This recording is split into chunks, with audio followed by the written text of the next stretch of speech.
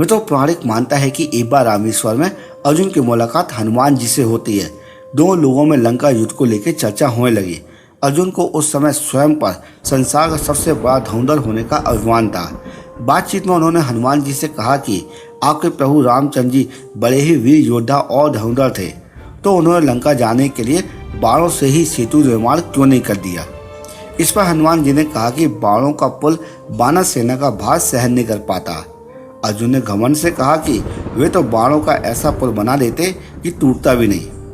अर्जुन ने हनुमान जी से कहा कि आप सामने तालाब देख रहे हो, मैं वहां पर एक बाणों का पुल तैयार करके दिखाता हूँ, वो आपका भार सहन कर लेगा। उस समय हनुमान जी एक समान रूप में थे।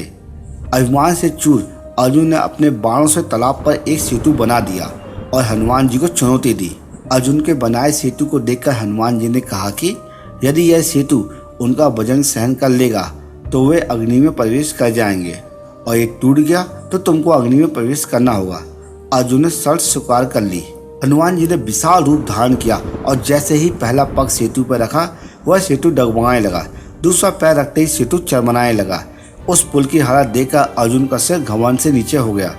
हनुमान जी ने जैसे ही तीसरा पैर रखा तो वहां तालाब में खून खून हो गया।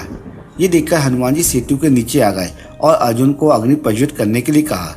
अग्नि प्रज्वलित होते ही हनुमान जी उसमें प्रवेश करने ही वाले थे, तभी भगवान श्री कृष्ण प्रकट हुए और बजरंगबली को ऐसा करने से रोका। उन्होंने कहा कि हे भक्त शेष, आपके पहला पग रखते ही यह सेतु टूट गया होता अगर मैं कछुआ बनकर अपनी पीठ पर आपका भार सहन नहीं करता। तीसरा पग रखते ही मेरी पीठ से खून निकलने लगा। ये सुनकर हनुमान जी दुखी हो गए और उन्होंने भगवान श्री कृष्ण से क्षमा मांगी।